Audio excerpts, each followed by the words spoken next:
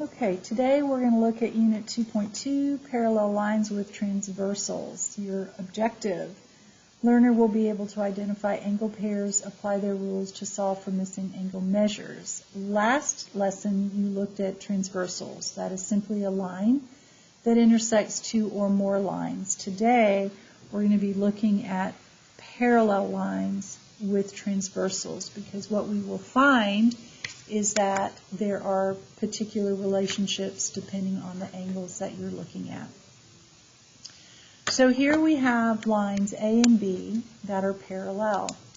You can mark them parallel. The symbol for marking lines parallel is matching arrowheads on the same lines. So when I put those two arrowheads, that means line A and B are parallel.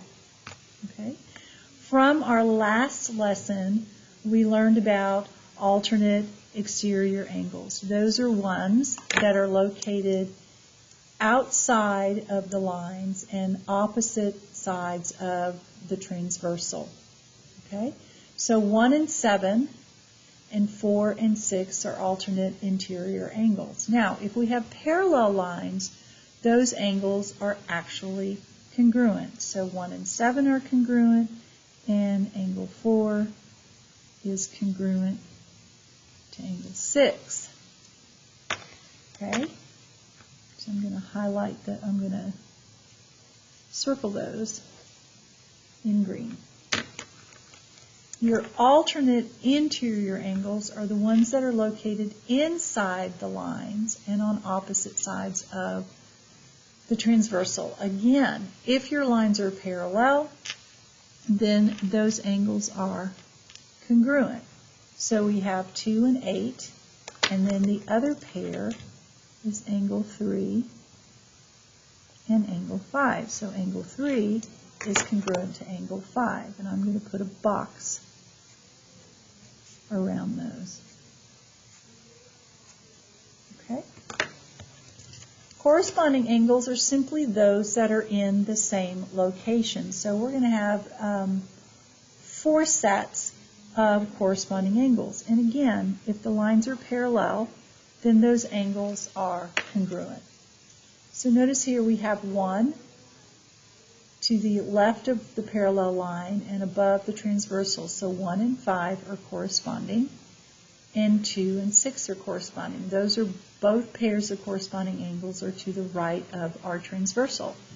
We also have 2 sets to the left of the transversal, 4 and 8, because they're located to the left of our parallel lines, and 3 and 7 that are located on the right side of our parallel lines. So we have 1 congruent to 5, 2 is congruent to 6, angle 4 is congruent to angle 8, and angle 3 is congruent to angle 7.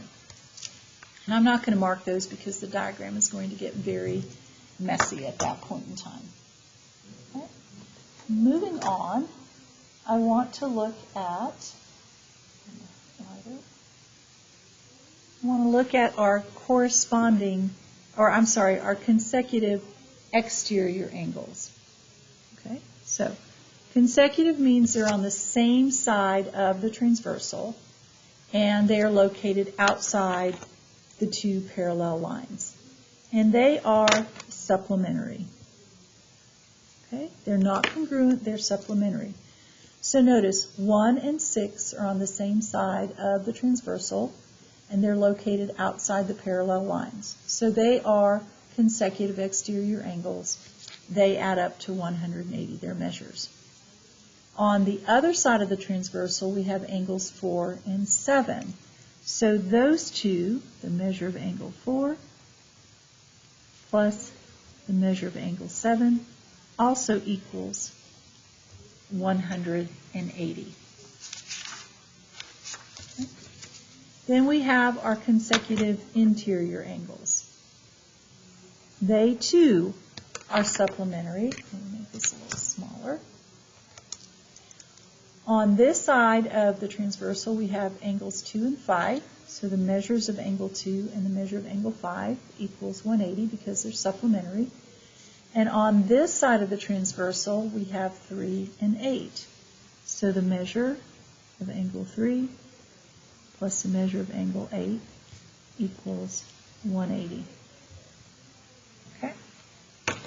The last set of angles we're going to look at are linear pairs. And as we learned in our previous section, linear pairs are supplementary. Okay? And we have a lot of linear pairs. So I'm going to kind of try to do this in some sort of order. The ones you have listed in your notes are coming from this group of 4 angles. 1 and 2 are linear pairs, so their measures add up to 180. 2 and 3 are linear pairs, 3 and 4 are linear pairs, and 4 and 1 are linear pairs. So in this cluster of angles, you have a total of 4 pairs, or 4 linear pairs. So now we're going to work on this cluster down here, and I'm going to have to move my paper up. And we have, you're going to have to use your diagram. Measure of angle 5 plus the measure of angle 6 equals 180. Measure of angle 6 plus the measure of angle 7 equals 180. Measure of angle 7 plus the measure of angle 8 equals 180. And last, the measure of angle 8 plus the measure of angle 5 equals 180. So those are all the angle relationships that you can have when you have parallel lines cut by a transversal.